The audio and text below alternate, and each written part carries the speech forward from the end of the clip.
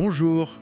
Aujourd'hui, on explore une histoire assez forte, celle d'Aïcha Doucouré. Ah oui, cette jeune footballeuse malienne? Exactement.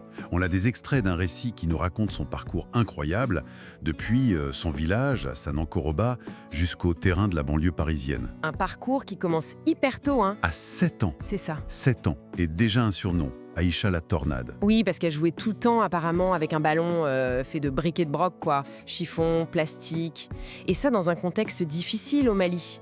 Pauvreté, des soucis de sécurité aussi, la sécheresse. Voilà. Et c'est son père, Issa, un ancien sportif qui a dû arrêter à cause d'une blessure qui voit quelque chose en elle. Un truc spécial. Ce talent devient presque une raison d'espérer, au point de prendre une décision radicale. Bah oui, carrément radical. Quitter le pays.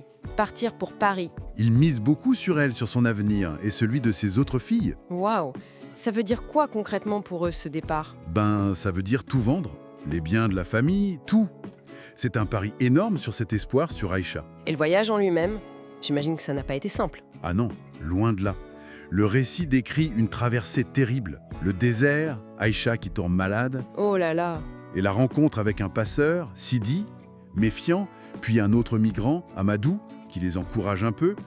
La mer, bien sûr, hyper dangereuse, et même un passage en centre de rétention à l'arrivée. Un parcours d'obstacles dès le début. Et l'arrivée en France, à Montreuil, ça calme les choses? Pas vraiment, non. Ils sont aidés par l'oncle Mamadou, heureusement. Mais ils vivent dans un tout petit appartement. Et les galères continuent. Le père sans papier, l'argent qui manque. Exactement. Et ça crée des tensions, forcément, entre Issa et sa femme. Fatou, c'est palpable. Et pour Aïcha, comment elle vit tout ça? L'adaptation, l'école. C'est très dur. La barrière de la langue, d'abord, puis les moqueries à l'école. Et même sur le terrain de foot, en bas de chez elle. Son terrain de jeu naturel pourtant. Bah oui, mais au début, rejet. Les garçons, comme un certain Sofiane, ne veulent pas d'elle. Alors, comment elle réagit? Elle qui était la tournade. Elle fait ce qu'elle sait faire, elle joue. Elle sort ses dribbles, ses jonglages, et petit à petit, ça force le respect. D'abord à l'école, puis sur le terrain. C'est là qu'elle rencontre Pablo, un ami. Le ballon redevient son langage en quelque sorte. Voilà, son passeport pour s'intégrer un peu. Mais ça reste précaire. Son père lui trouve un ballon d'occasion, mais il est troué. Ah mince. Et c'est toute la famille qui se met à le réparer ensemble.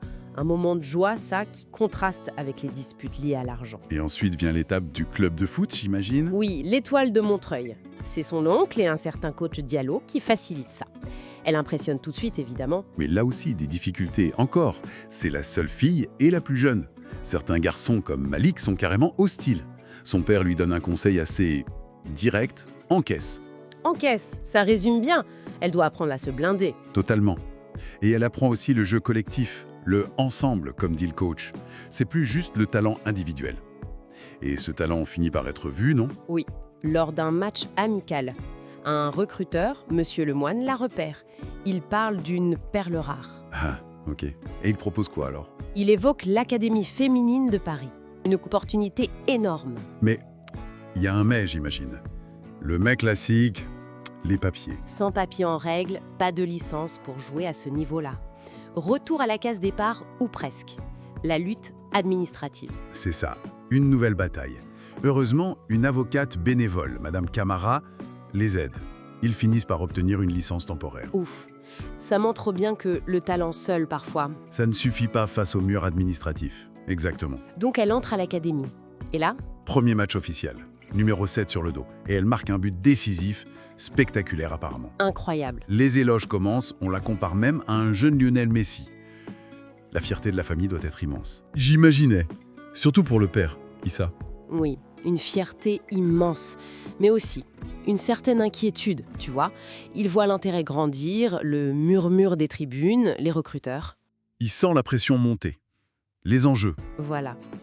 La pression sur Aïcha, les sacrifices que ça implique, l'incertitude de ce monde du foot pro, c'est ambivalent pour lui. Le récit se termine sur une image forte, non? Au Parc des Princes. Oui, une visite symbolique avec son père. Le stade comme l'incarnation du rêve. Le point d'arrivée potentiel qui relie Sanankoroba à Paris. C'est une image puissante du chemin parcouru. Absolument.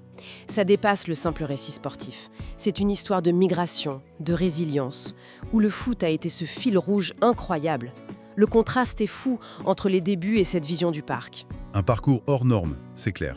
Porté par un talent fou, une volonté. Oui, mais son histoire, aussi exceptionnelle soit-elle, elle nous interroge quand même, non? C'est-à-dire? Pour une Aïcha qui perce, grâce à ce mélange de talent, de chance et de soutien, combien d'autres jeunes, surtout issus de parcours migratoires, butent sur des obstacles? Les fameuses barrières invisibles. Ou bien visibles, comme l'administratif. Exactement. Administratives, sociales, économiques. Qu'est-ce qui est vraiment mis en place pour accompagner ces talents bruts au-delà de la simple détection? C'est une vraie question, je trouve.